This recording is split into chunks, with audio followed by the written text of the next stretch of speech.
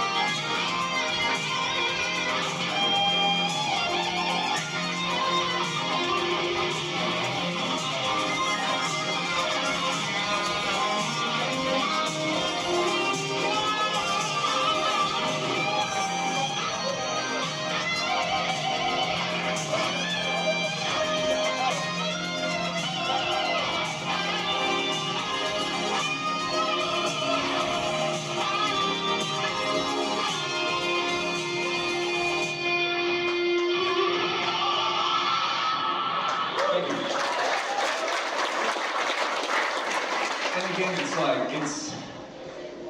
that expressive element, and it's used as like such a, generic thing where you're trying to find a recipe for a carrot cake or something, because you watch a lot of guitar YouTube, there's like an ad in the corner and it's like, I don't know, someone advertising their online guitar course, and it's like, the guitar is an expressive instrument that women will find attractive if you were a 15-year-old boy. Just buy my course.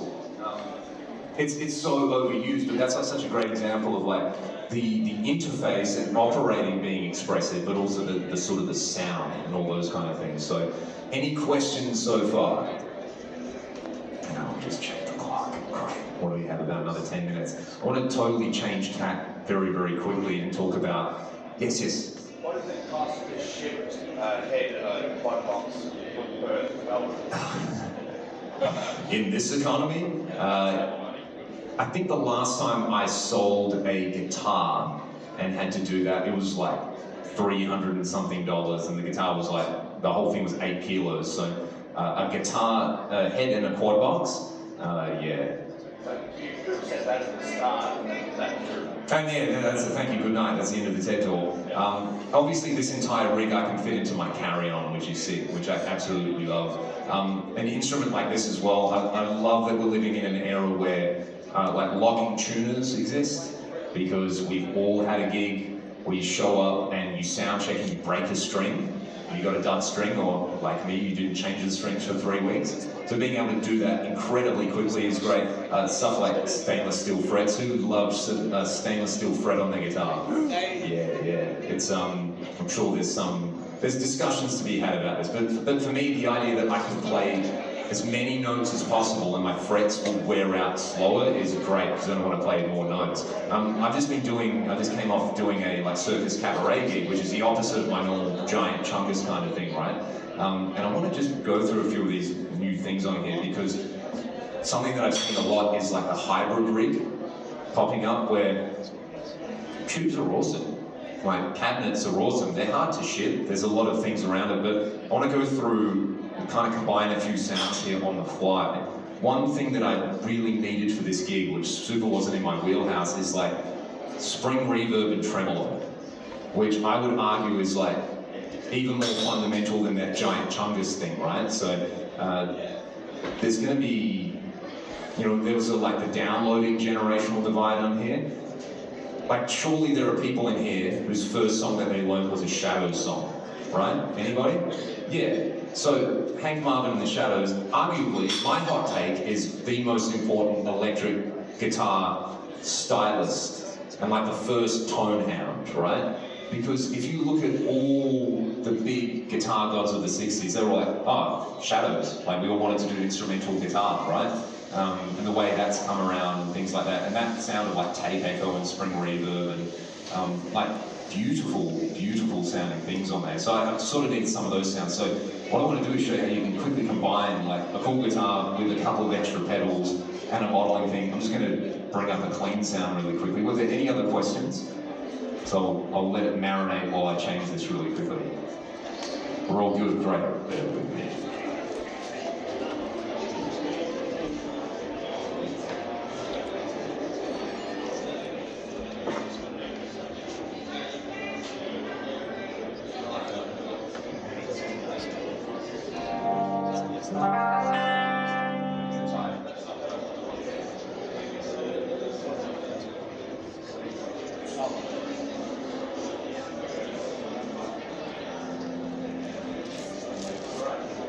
Deluxe reverb solve preset. Too much gain.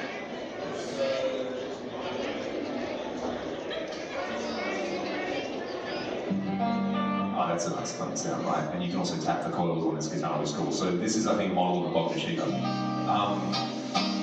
don't know if people can see, maybe I can hold these up. But Pedal Empire are having their pedal party, and they have these t-shirts, by the way. Yeah. Because it's P, like PV, but it says pedal, and it's pink, which I love. So they're having the pedal party event. It's basically a bunch of Australian manufacturers. So Polyeffects, Echofix, Electron Brothers, who else? Probably Dasatronics. I'm missing a few people in there. So I've got a tube preamp from the Electron Brothers, and I've got a real spring reverb from Echofix. So this kind of thing, pretty.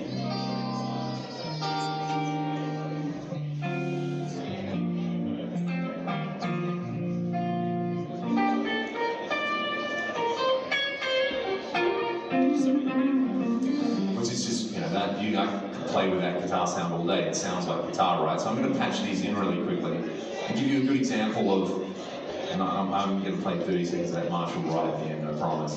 I'll give you 30 seconds of this, just kind of like what I would describe as a character tone. All of this stuff I think I've been talking about, the common thing is it's like character is so important, texture. It's really easy to take out all the things about guitar that make guitar guitar, whereas sometimes you just want them in there. So I'm going to patch these in and we'll just hear some sounds.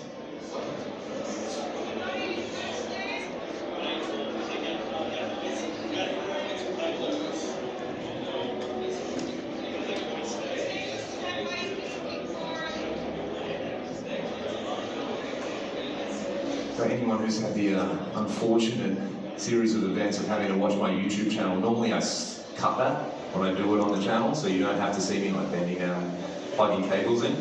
All right, so we've got a little bit of extra sauce on here. So if I turn this spring reverb on,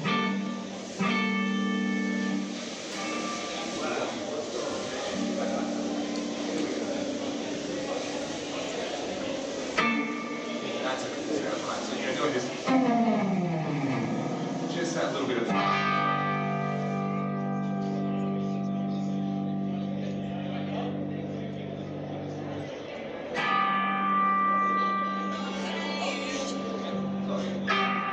something that I've kind of recently fallen in love with is that sound, that like that classic, you know.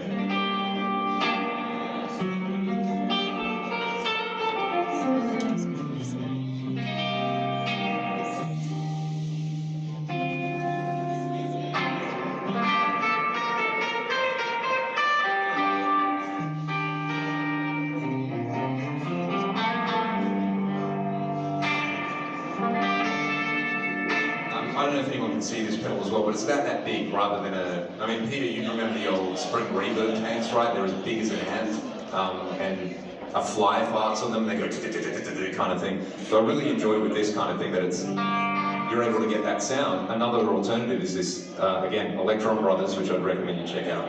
So it's basically a Marshall-style preamp in a pedal. Let's see how loud it's set up. There we go.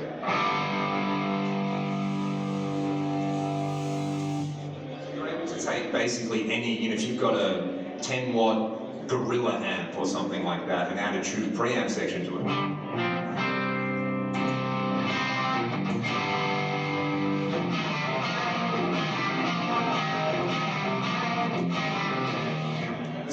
Kind of goes back to your question about trying to freight a Marshall head, but you can cop that sort of vibe as well with a pedal that's this big and is made here in Australia, so you're not worrying about all the import duties. Where are the Electron Brothers at? Are they in here? Yes. Really quickly with this, do you guys have any left, or are they all sold out? That's the last one, but there'll be another one building. Fantastic. All right, so there's one left at the show. You should support some local Aussie artisans and artists. I think it's a great sounding thing on there. With all of that, this is all very convenient, but the reason I love this stuff, again, portability, flexibility, all that kind of thing. Should I play this really stupid loud amp for about 30 seconds? Yes, you should. Because rock music, right? Yes. All right. Get on.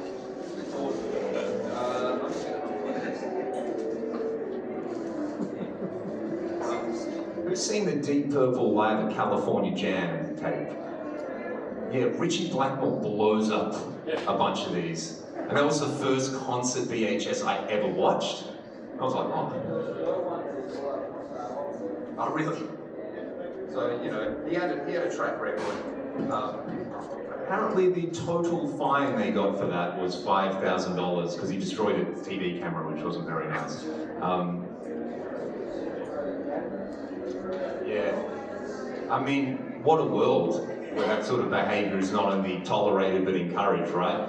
I'm definitely not going to do that, but loud amps are cool. One thing I love about loud amps, if you're playing a modeler, the one thing that always happens, I guarantee you, if you're comparing it to an amp, you're not playing this thing as loud as that. So, let's try.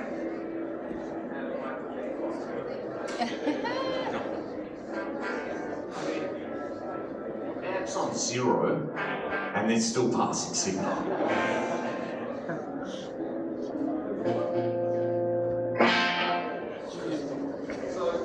I apologise to everyone who's going to go home with a concussion after this. That's like 0.1, right?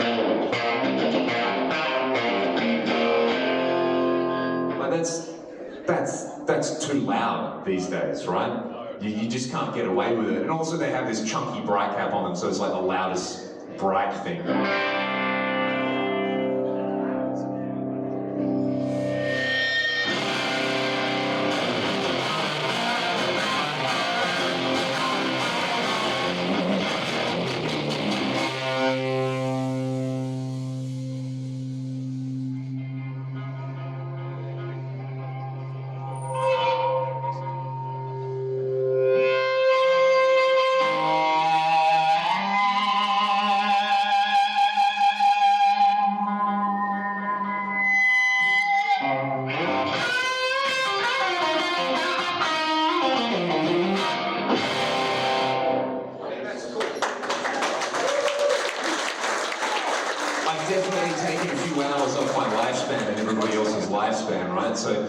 I feel like that is so important to remember, that there are things in the guitar universe which are amazing and cool and not scalable, right?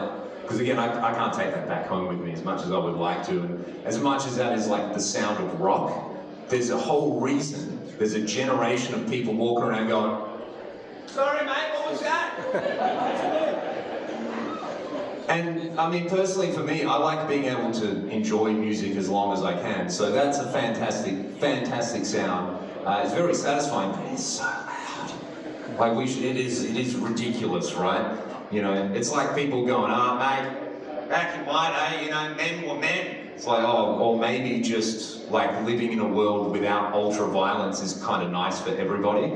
And that's just like, that's got the level of ultra violence which I have not become accustomed to anymore. So yeah, loud amp's very good, model is very good. Australian made stuff really good, which I'm super cool about. Again, the Pedal Empire Party, I encourage you to all go and check it out. I might play one more guitar solo for you guys, is that cool? And then say good day. I'm going to play another Ragdoll song. I'm going to try to play as many notes as possible. It's going to unplug from this really good loud amp.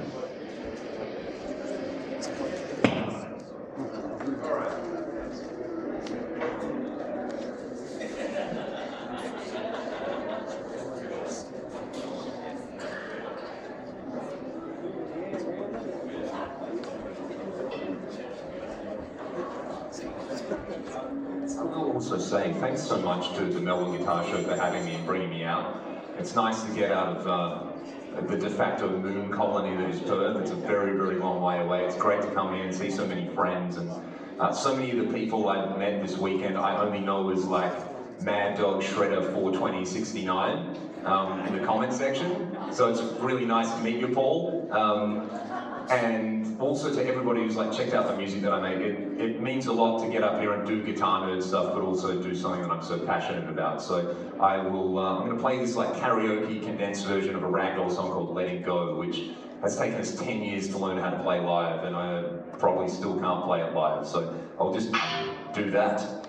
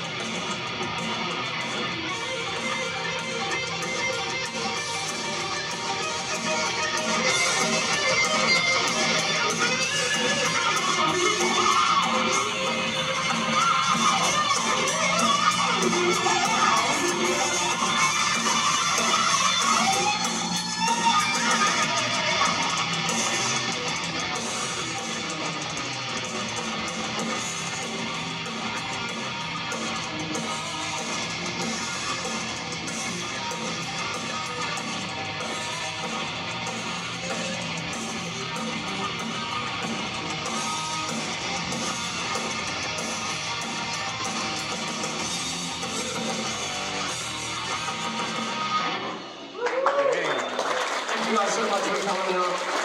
Go and make some beautiful guitar noises later on, dig into yourselves, and please come and have a chat and stick around for the rest of the show.